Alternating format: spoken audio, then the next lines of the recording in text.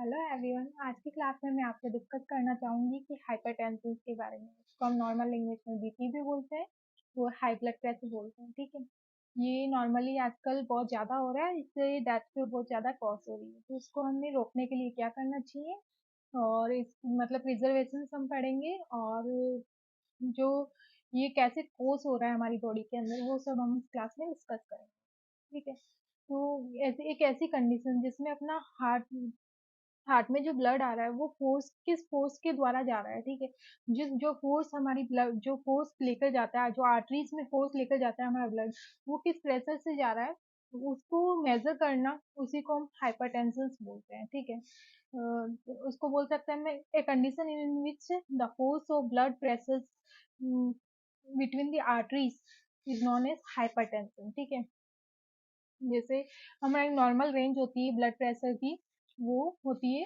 120/80। ठीक है, 120/80। 120 हमारी मेडिकल लैंग्वेज में हम बोल सकते हैं सिस्टोलिक होती है, और 80 डायसिस्टोलिक होती है। अब सिस्टोलिक और डायसिस्टोलिक में क्या डिफरेंस होता है? सिस्टोलिक वो होता है जिसमें ये हमारा हार्ट है। ठीक है, हार्ट नॉर्मली ऐसे रहता है। ठीक है, अब ये जैसे कॉन्ट्रैक्ट होगा, पूरा कॉन्ट्रैक्ट होगा, तो इसमें जो भी ब्लड होगा वो क्या होगा, बाहर जाएगा। बाहर किसके द्वारा जाएगा? आर्टरीज के द्वारा। तो जो भी ये कॉन्ट्रैक्ट हो रहा है, और ये जो कॉन्ट्रैक्ट होके जो ब्लड बाहर निकल रहा है, वो किस प्रेशर से जा रहा है? अगर वो हाई प्रेशर है, ठीक है, 120 से अबाव है, तो उसको तो हाइपरटेंशन बोलेंगे।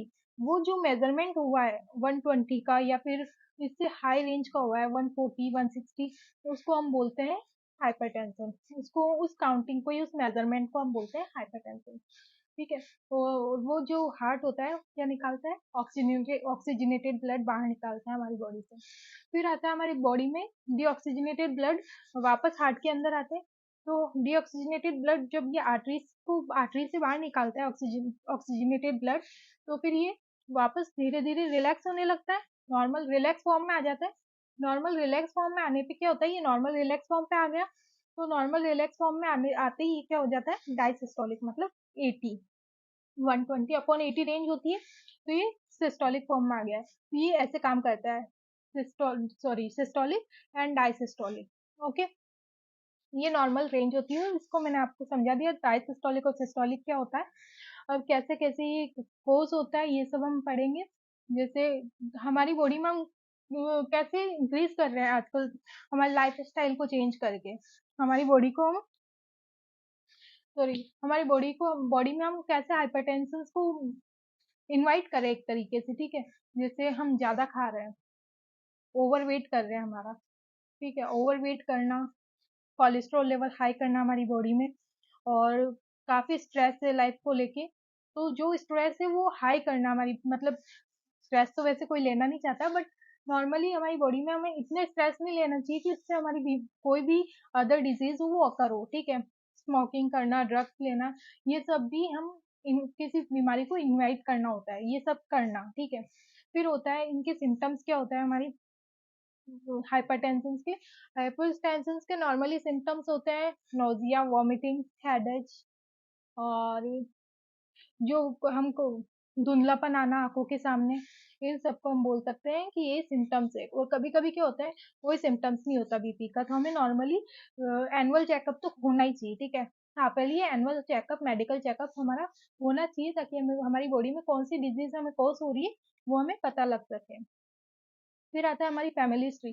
फैमिली हिस्ट्री हाइपरटेंशन में बहुत मैटर करती है। अगर आपकी फैमिली में किसी को हाइपरटेंशन है, तो वो आपको 90% चांसेस है कि आपको भी हो सकती है। ठीक है, मैं आपको नहीं बोल रही कि 100% आपको होगी, बट आपको हो सकती है, तो हमें उसकी अवेयरनेस रखनी चाहिए।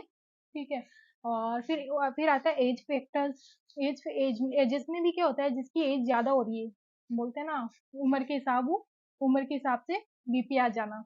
तो उम्र के हिसाब से बीपी आ जाने में भी हमारा क्या ब्लड होता है ना, वो स्टिफ हो जाता है, मतलब थिकनेस हो जाता है, थोड़ी बहुत थिकनेस आ जाती है। जैसे हम बोलते हैं डॉक्टर को गाढ़ापन हो गया तुम्हारे खून का, तो हमें टोरवास्टेन या समथिंग टेबलेट देते हैं खून को पतला करने के लिए। तो वैसे ही ये हमारा एज के साथ बीपी भी नॉर्मल है, बट आजकल 120 to 80 तो ये नॉर्मल रेंज है ही। पर एक मॉडरेट लैंग्वेज में एक और रेंज लिख दी गई है वो 130 टू 90 है, क्योंकि हमारा लाइफस्टाइल आजकल डेली लाइफस्टाइल में बहुत ज़्यादा स्ट्रेस है। स्ट्रेसफुल लाइफ में 130 90 आना नॉर्मल है, बट इससे अबाउ आना आप pre diabetic, sorry, pre hypertension से, प्री हाइपरटेंशन है आपको या फिर हाइपरटेंशन है। ठीक है, आज की क्लास आपको अच्छी लगी हो तो please like and subscribe my channel.